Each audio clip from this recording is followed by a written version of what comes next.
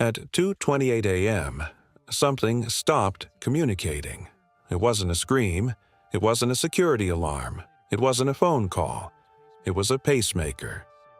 Nancy Guthrie's cardiac device, synced quietly to her iPhone through Bluetooth, transmitted its final signal at 2:28 in the morning on February 1st. Then the connection ended.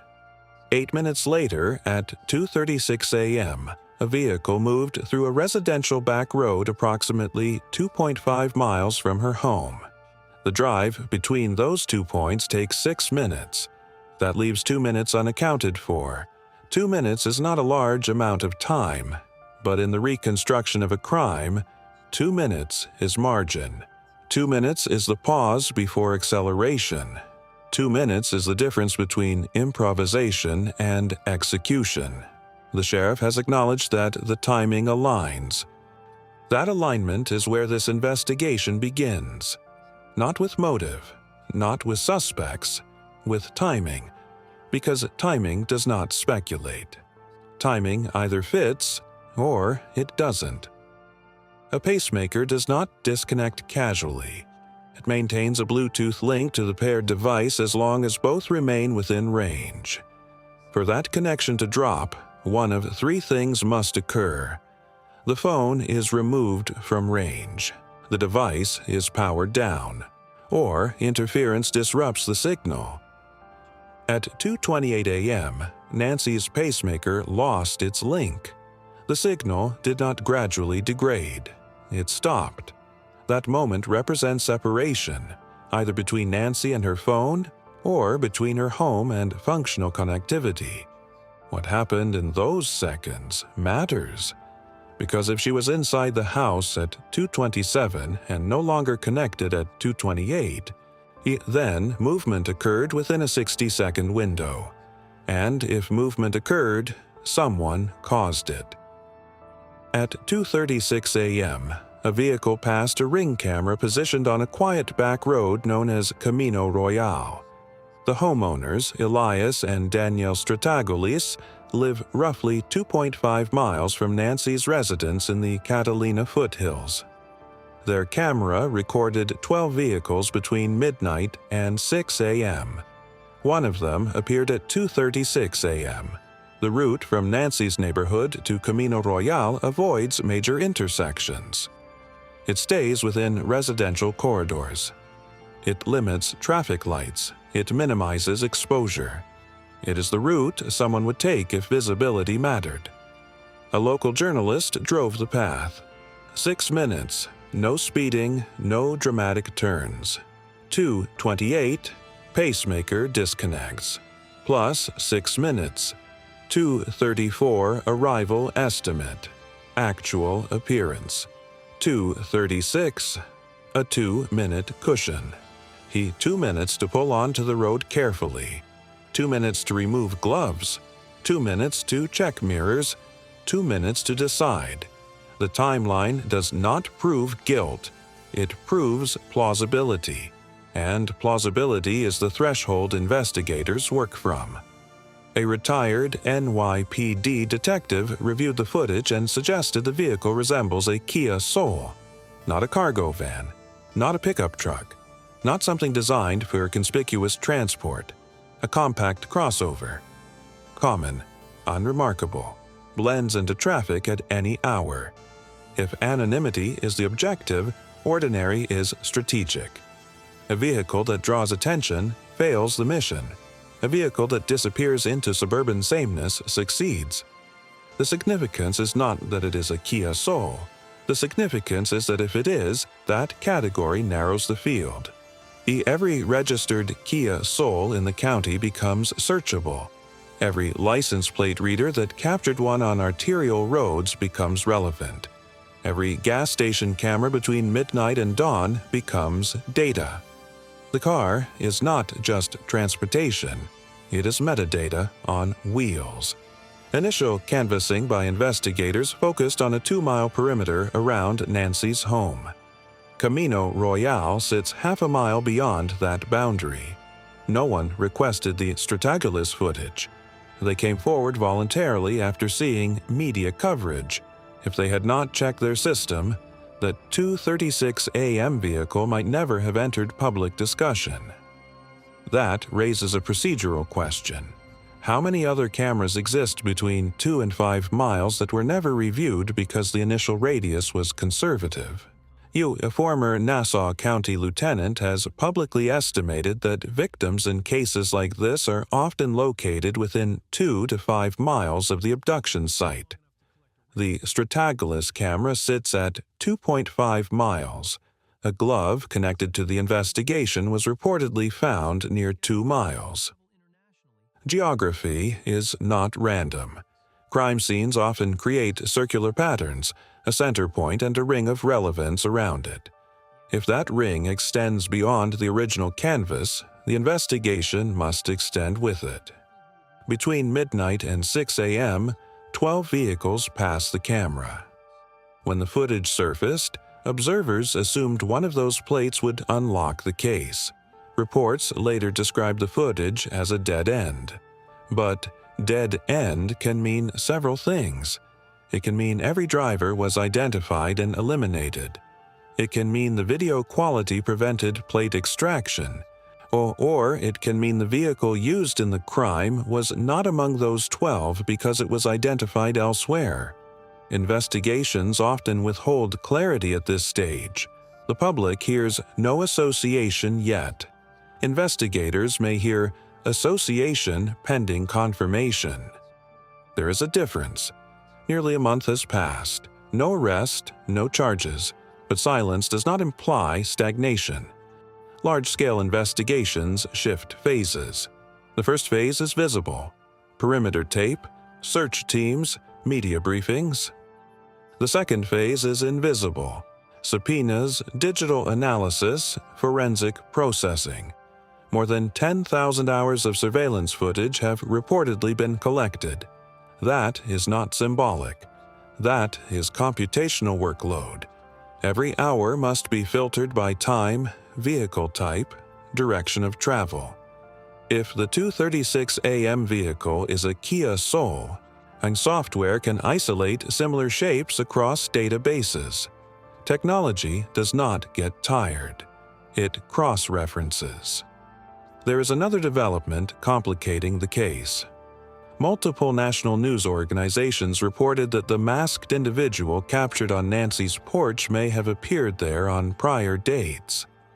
Later, the sheriff's department publicly called that theory speculative. One side says there were multiple visits. The other says timestamps do not confirm that.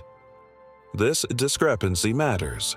Either media sources were misinformed, or law enforcement is intentionally limiting public knowledge. Both possibilities carry implications.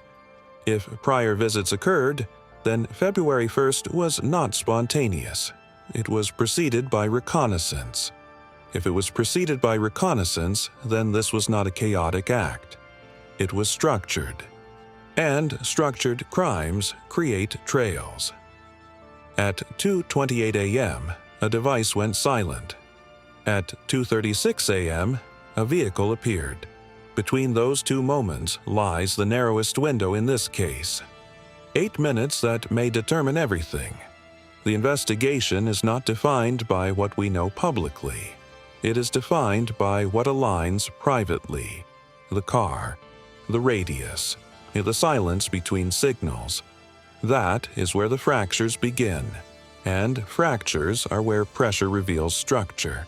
At 1:47 a.m., Nancy Guthrie's Nest camera went offline. 41 minutes later, at 2:28 a.m., her pacemaker disconnected from her phone. 2 different devices, 2 different wireless systems. One relying on Wi-Fi, the other on Bluetooth. Both stopped communicating within the same hour. That is not an emotional detail, it is a technical one. When 2 independent systems fail in close proximity, investigators do not treat it as coincidence. They treat it as correlation. The Nest camera going offline at 1:47 a.m. is often described as a glitch. Devices drop, routers reset, firmware crashes. But context determines whether a malfunction is random or intentional. The masked individual appeared on Nancy's porch at approximately 2:12 a.m.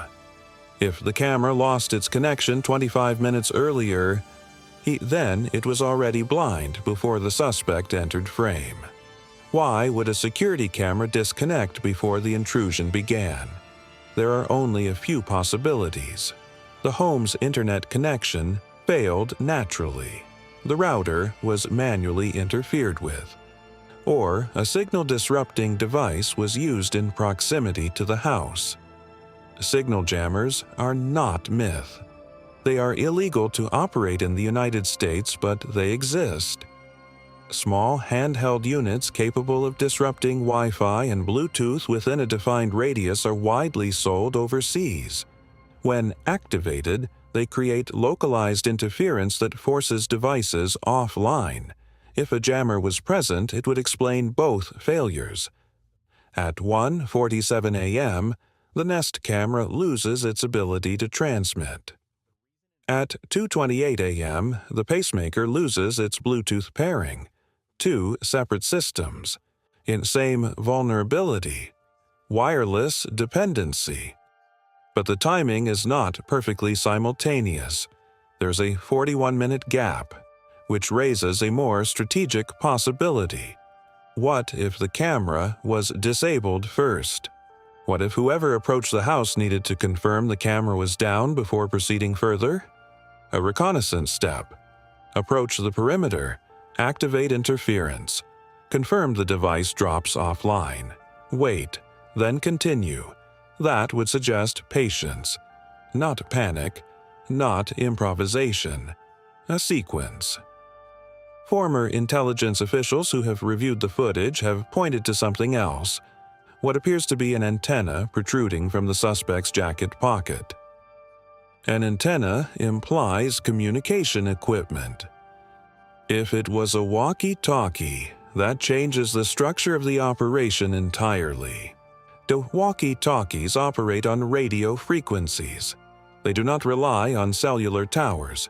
They do not create call logs accessible through subpoenas. They do not connect to Wi-Fi networks that record device identifiers. If a second person was staged nearby in a vehicle, waiting for confirmation that Nancy had been moved outside or subdued, a short-range radio would be the cleanest method of coordination. No pings, no tower dumps, no metadata trail. Cell phones leave footprints. Radios do not. Which brings the analysis to the concept investigators quietly refer to as digital blackout. Every phone maintains a behavioral rhythm.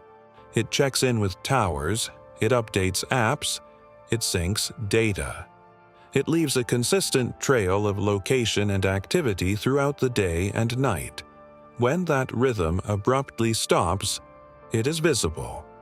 If a device that normally registers activity at 12:05 a.m., 12:37 a.m., 1:02 a.m., and 1:41 a.m. suddenly goes dark from midnight until dawn on February 1st, and then resumes at 4:12 a.m., that absence becomes its own timestamp.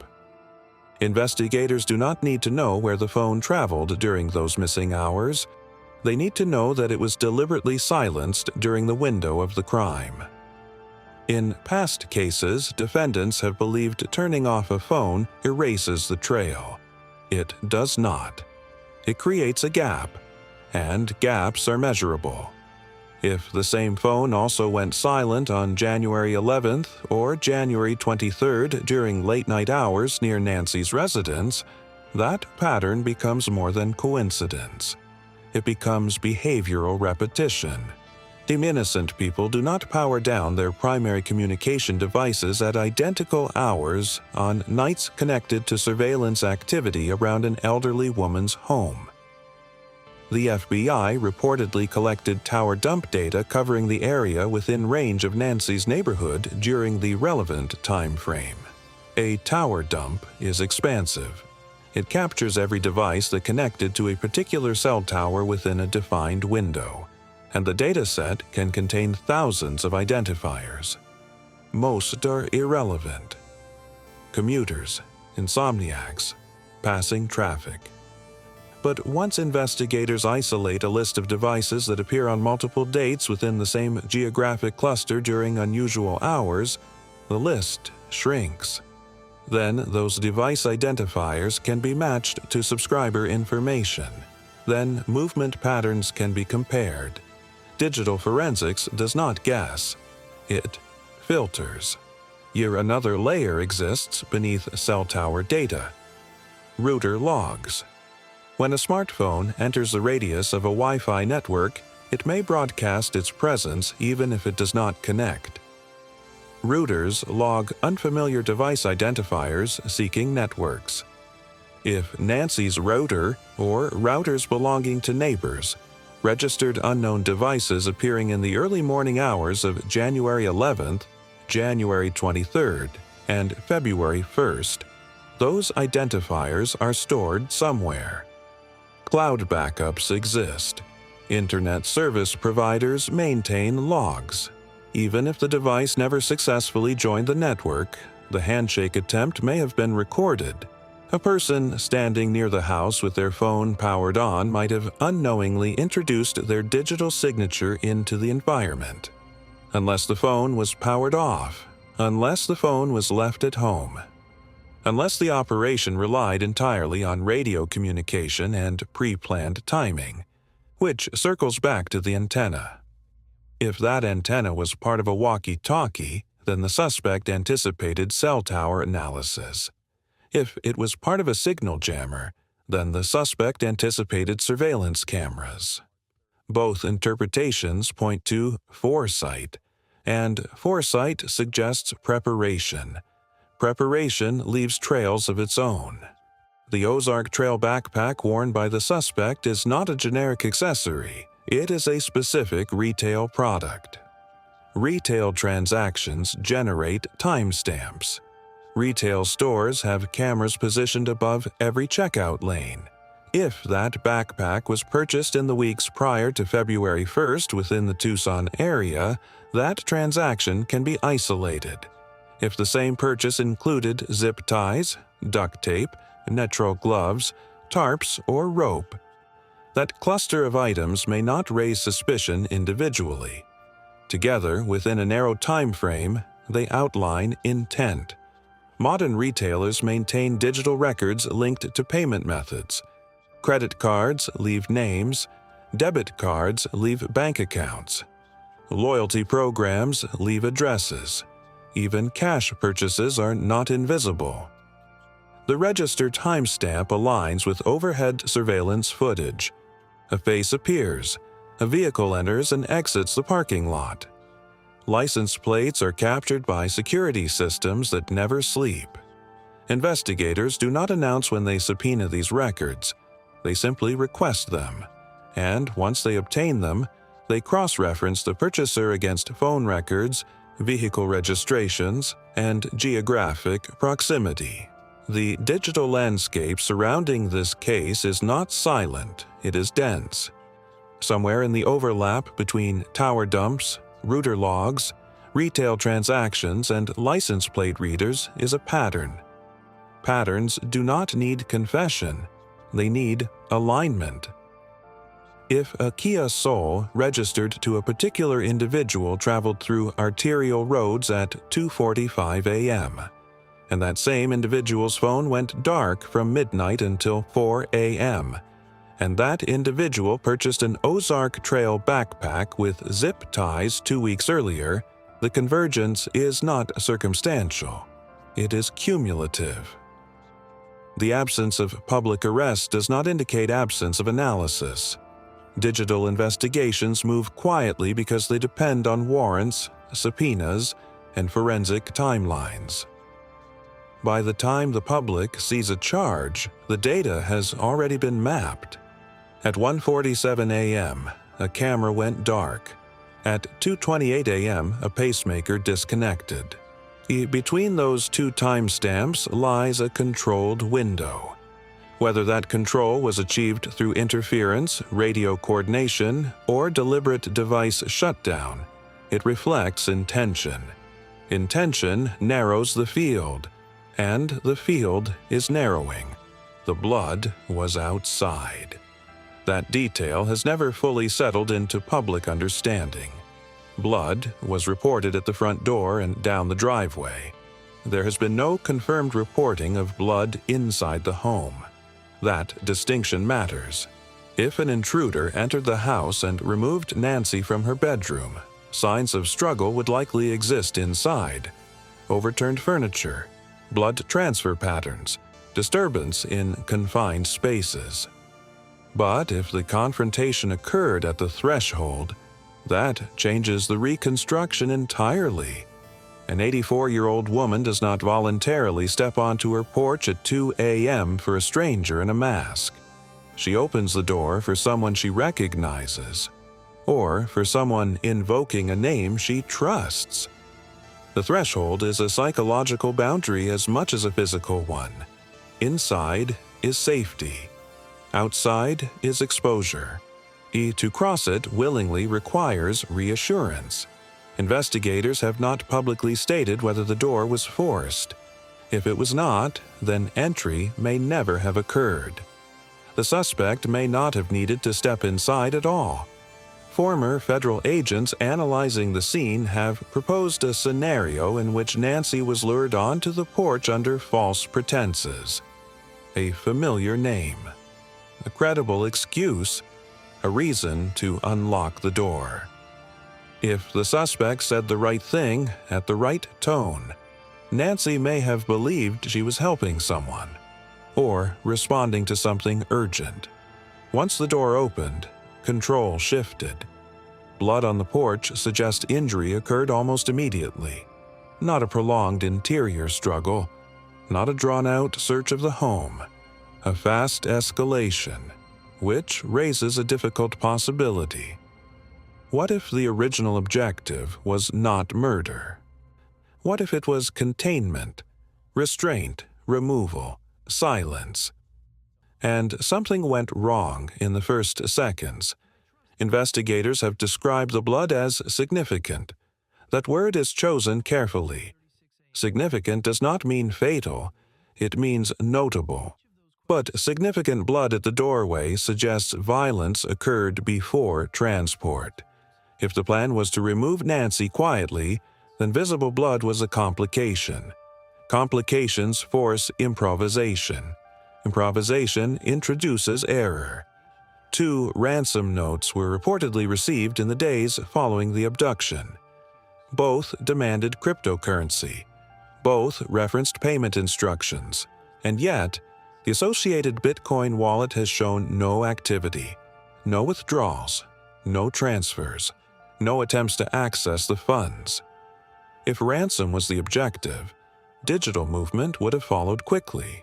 A cryptocurrency allows for anonymity, but it does not allow for invisibility. Wallet activity is publicly traceable. The wallet remained untouched. That silence repositions the ransom theory. Instead of motive, it becomes misdirection. A narrative layer added after the fact to shift investigative focus toward financial desperation rather than personal motive. Creating a ransom note requires time. It requires composure. It requires decision-making after the crime has already occurred.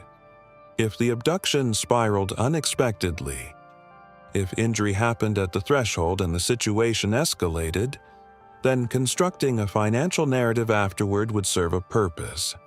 It reframes the crime as opportunistic rather than targeted. It also buys time. Investigators chasing ransom angles divert resources toward tracing cryptocurrency wallets and scanning online communications. Meanwhile, personal relationships receive less scrutiny, which leads to the architect theory. Not a conspiracy, not fiction, a structural model. One individual conceives the plan, identifies vulnerabilities, understands routines, knows when Nancy is alone. Another executes. The executor may not have deep personal connection to Nancy. The executor may simply follow instruction. Timing, entry point, equipment, exit route. If that is the structure, the executor's presence on the porch is visible. The architect's presence is not. The architect's involvement appears in planning, not in footage. Planning leaves a different kind of trail. Communication patterns, meetings, shared knowledge. The man who drove Nancy home approximately 4 hours before she disappeared has not spoken publicly. He was reportedly the last confirmed person to see her alive. He walked her to her door. He touched her gate. He looked toward her security camera. He left at approximately 9:50 p.m. From 9:50 p.m. to 2:12 a.m., there are just over 4 hours. 4 hours is enough time for reconnaissance, enough time for positioning, enough time for staging a vehicle. Silence in cases like this becomes behavioral data. Family members of abducted victims often speak repeatedly. They appear in interviews. They plead for assistance. They address the camera because public visibility feels like action. Silence can mean many things: legal advice, emotional shock, privacy. But sustained silence under mounting public pressure is rarely accidental. It is maintained. Every day without a statement is a decision. Investigators understand behavioral baselines. Innocent individuals under extreme stress display urgency. They reach outward. They over-communicate. Individuals advised by counsel often do the opposite. They reduce public exposure. They avoid unscripted comments. They decline interviews. That does not prove guilt. It demonstrates strategy. Meanwhile, public contradictions have surfaced. Multiple national outlets cited law enforcement sources suggesting the suspect may have appeared at Nancy's home on previous dates. Later, the sheriff's department described that interpretation as speculative, noting the absence of timestamp confirmation. When agencies contradict public reporting, two explanations exist. Either early information was premature, or details are being intentionally constrained. If previous visits occurred, the operation was not spontaneous. It was preceded by surveillance. Surveillance implies repeated presence in the area. Repeated presence increases the probability of digital overlap. Cell tower pings, license plate captures, router detections, which loops back to digital mapping. Structured crimes create repetition. Repetition leaves patterns.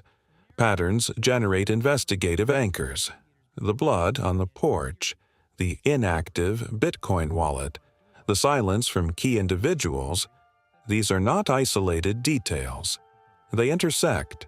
If the plan was controlled removal and it deteriorated into visible injury, then the narrative had to adapt. Ransom notes appear. Digital blackouts occur. Vehicles take secondary routes. Silence follows. The public sees fragments. Investigators see sequence.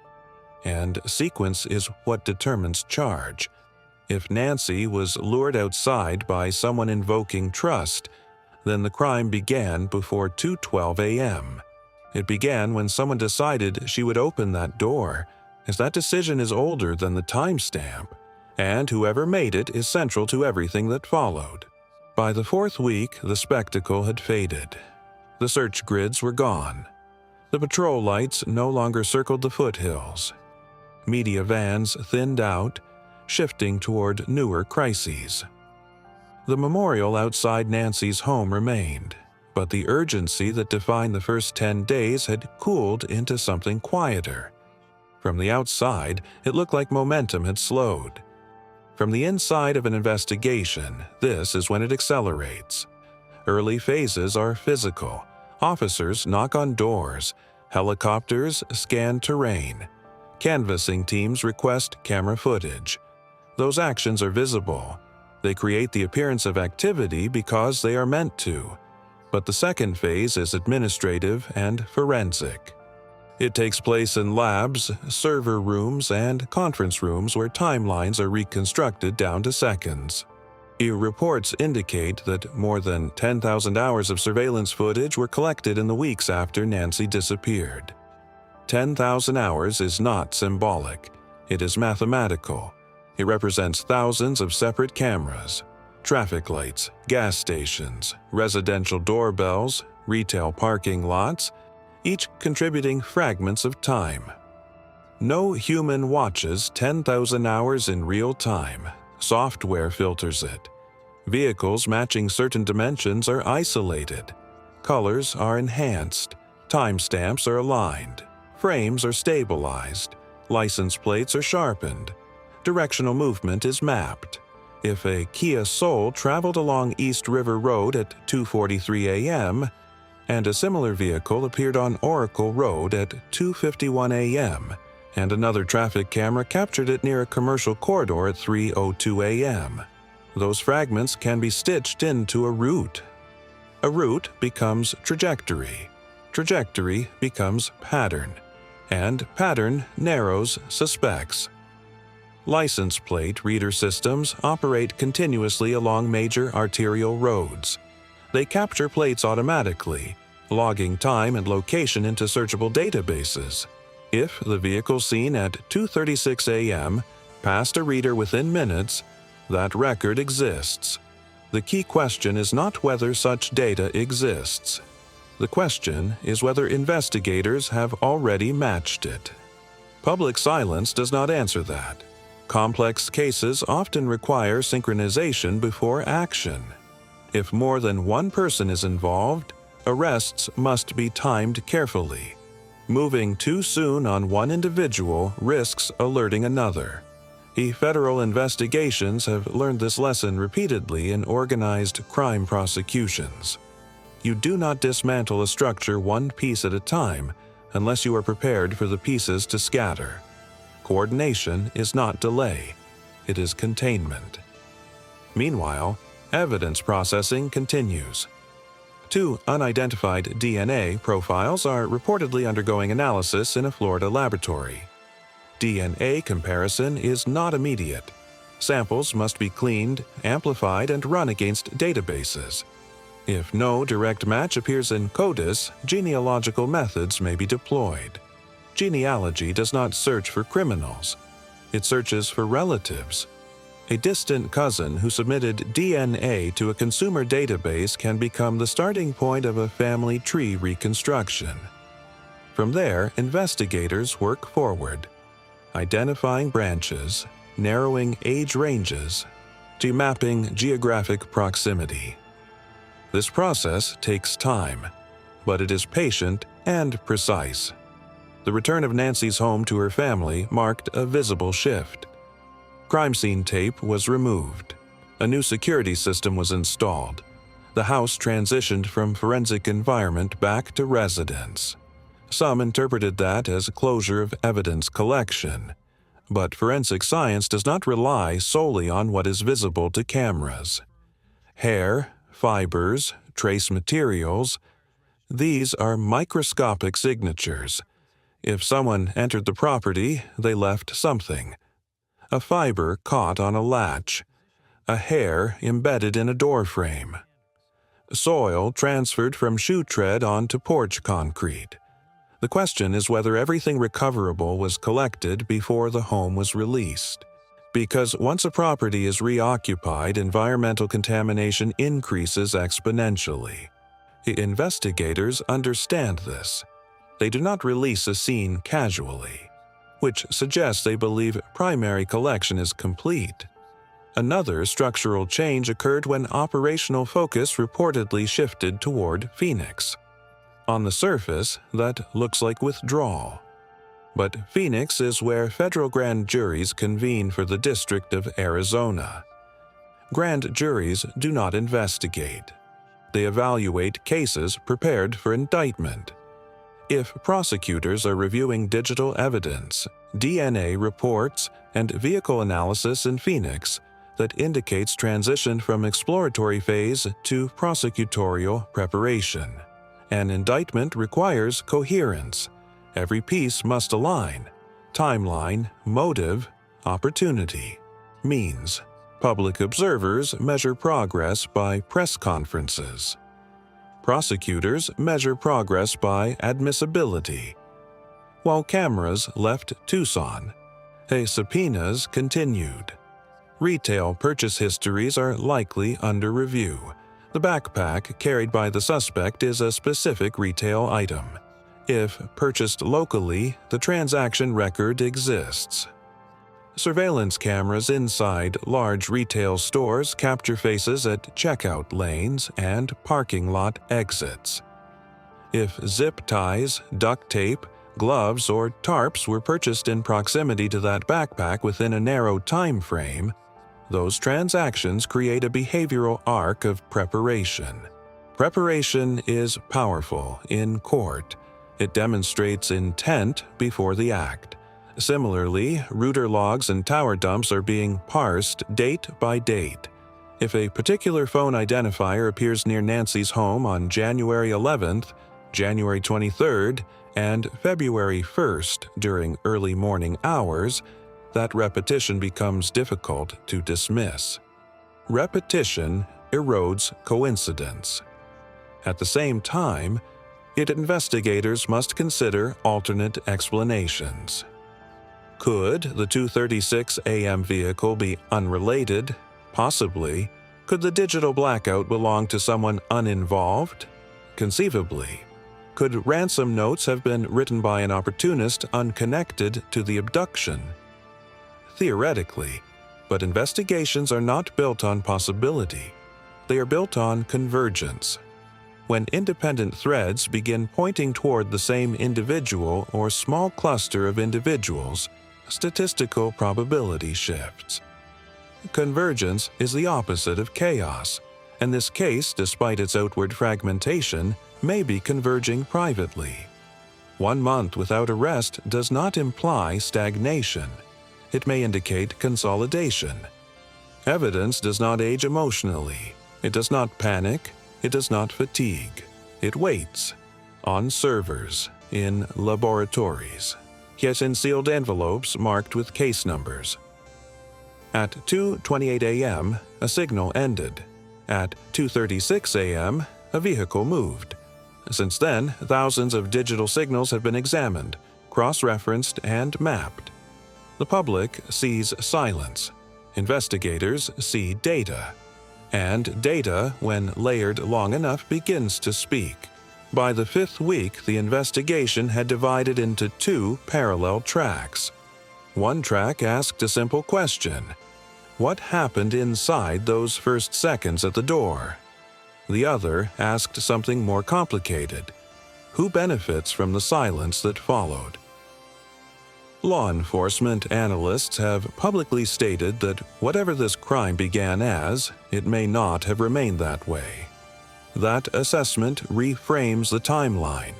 If the intent was controlled abduction, restraint, transport, negotiation, then visible blood at the threshold represents deviation.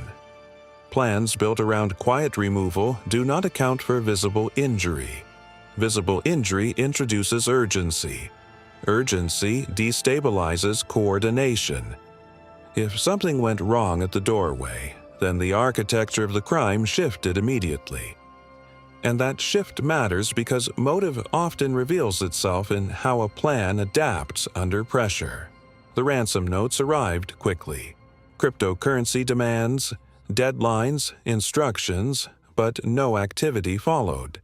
A ransom operation without financial movement is structurally incomplete. If money is the objective, wallets are accessed. Funds are routed. Anonymizing tools are deployed.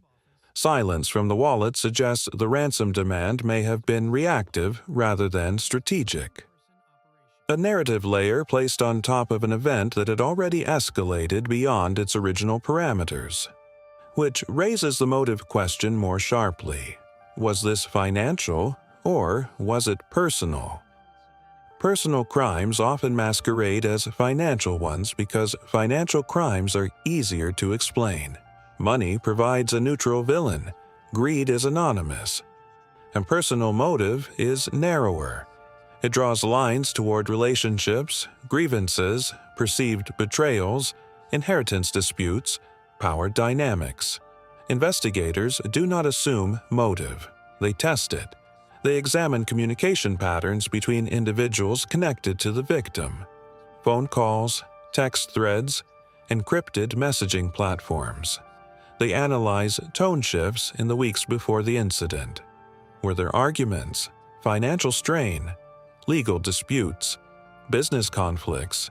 They examine insurance policies. They examine wills.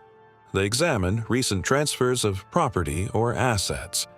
None of this implies guilt. It outlines process. The silence of certain individuals becomes part of that process. Public behavior under crisis is measurable.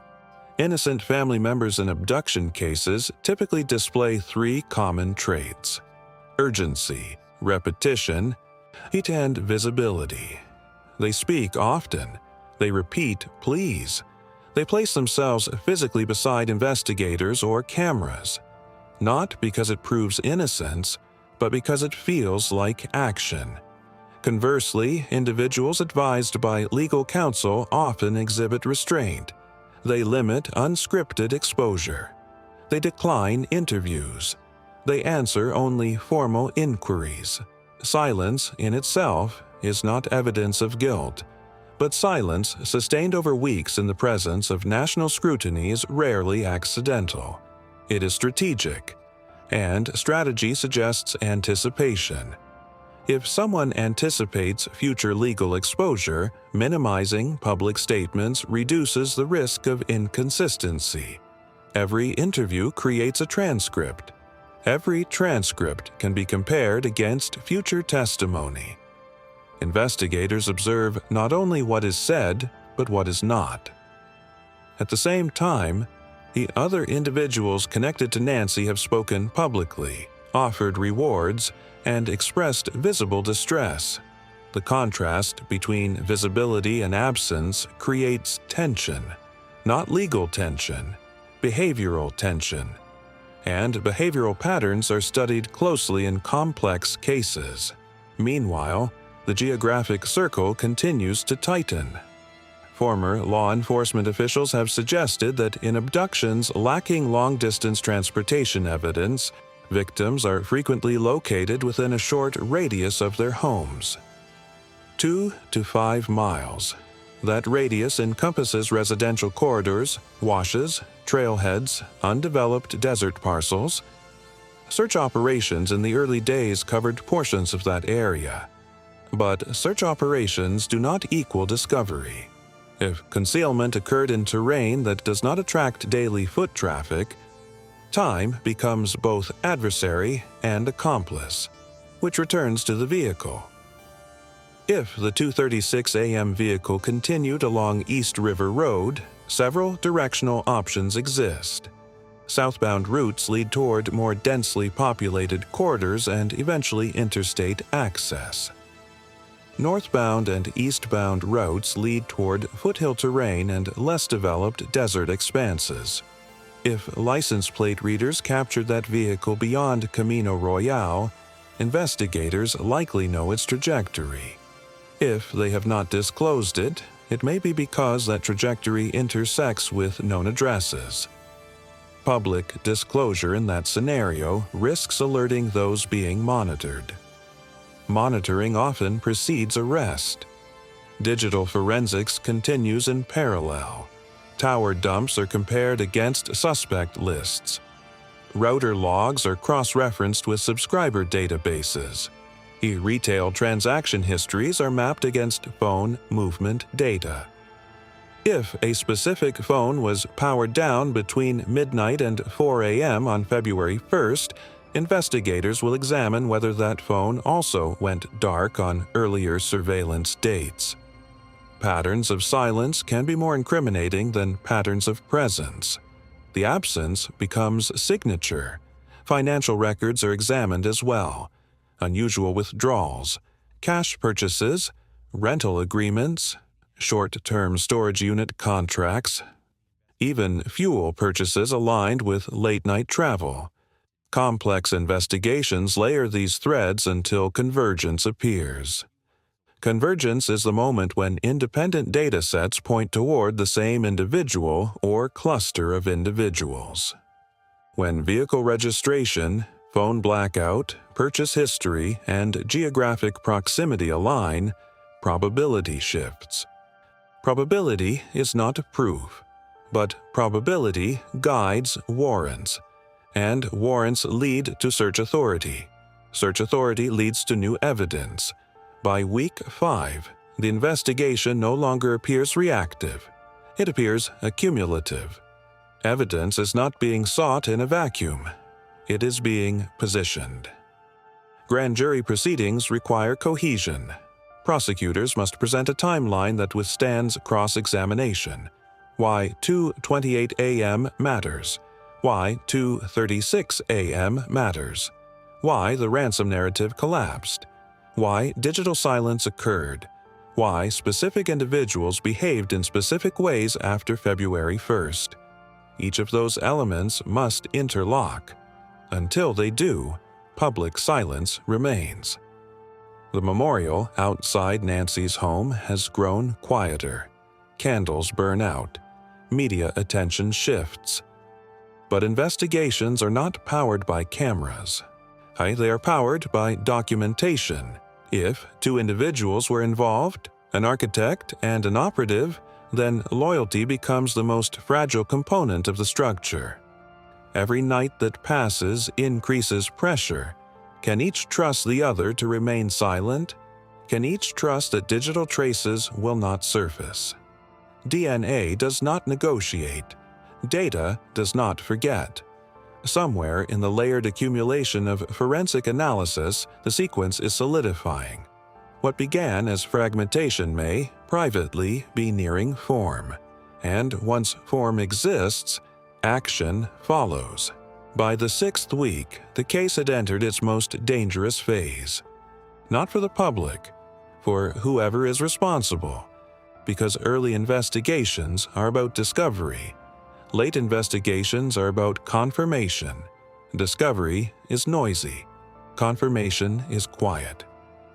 When federal agencies shift resources away from visible search operations and toward forensic consolidation, it signals something subtle but significant.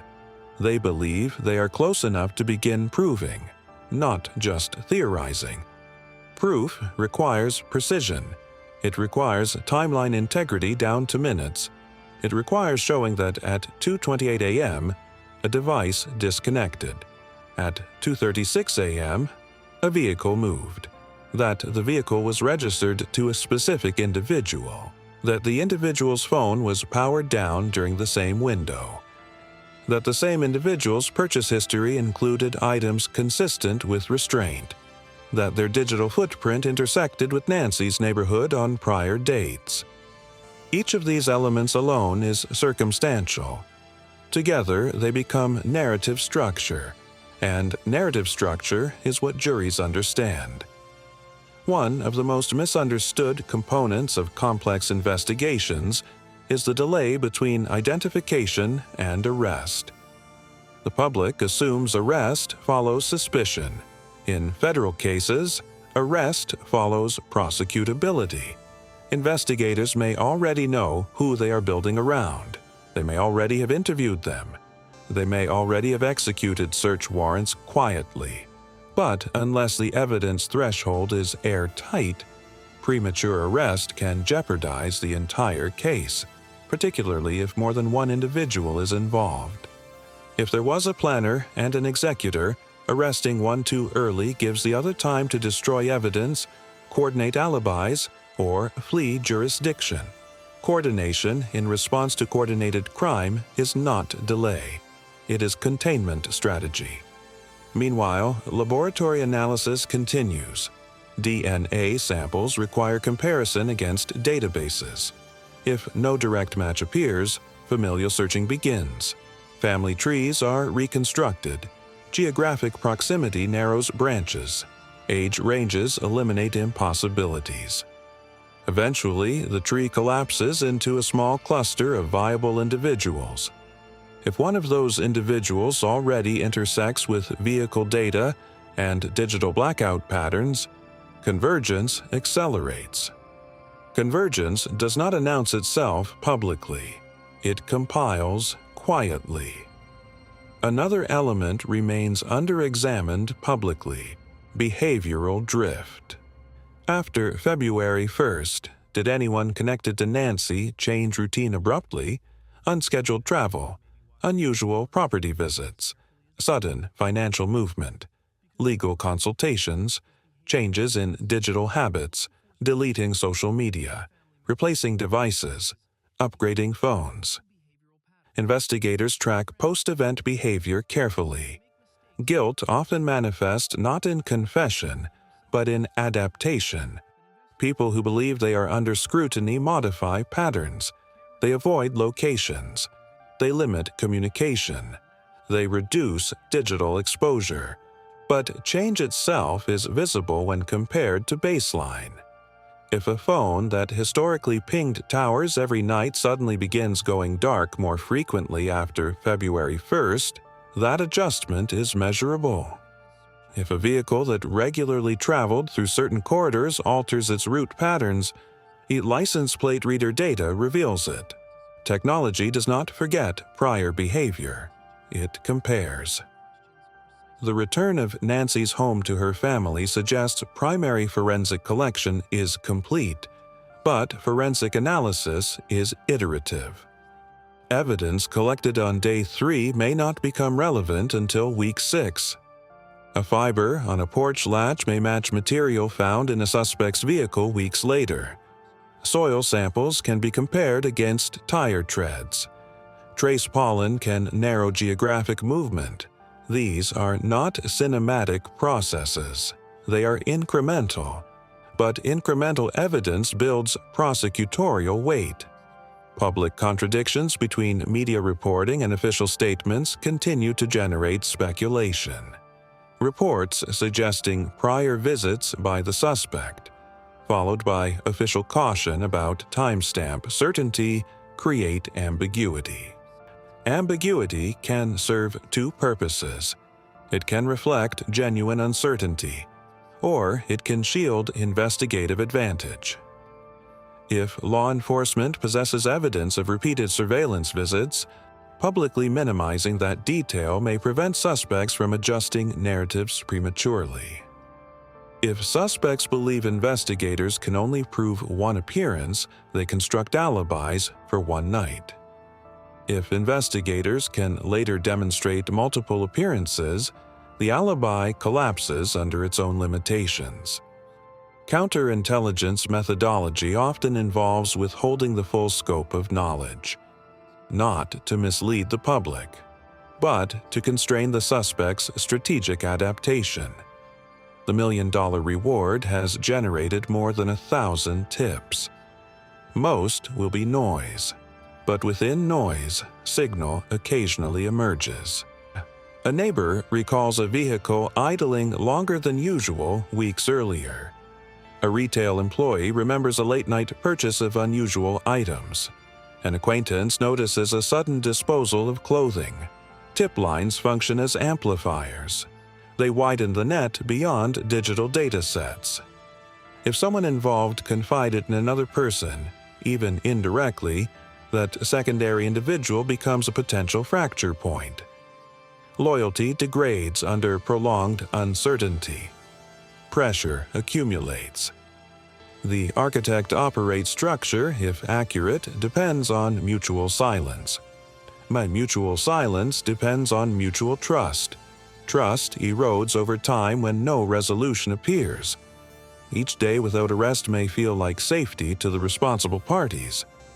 But it also extends the window during which one participant could decide to cooperate.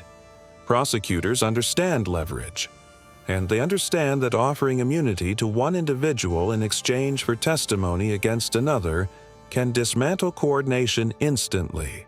Such negotiations occur quietly. Long before indictments are unsealed, the public sees absence. Inside the process, sequencing is tightening.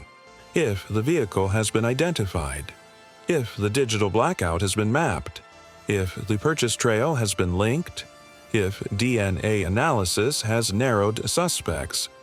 Then the remaining task is narrative assembly. When indictments come in cases like this, they often appear sudden. But sudden is illusion. What appears overnight has usually been assembled over weeks of silent alignment. The investigation is no longer asking broad questions. It is likely asking specific ones. Did this individual's vehicle travel this route at this time? Did this phone power down during this window? Did this purchase occur on this date?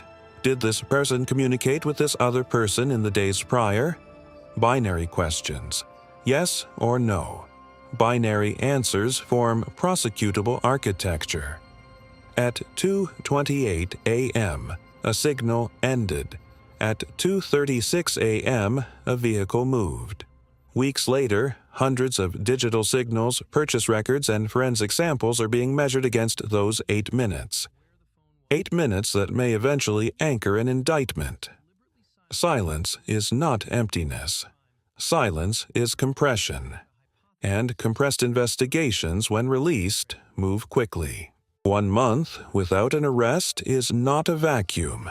It is a pressure chamber. Because by the 7th week, the variables are no longer infinite. They are finite.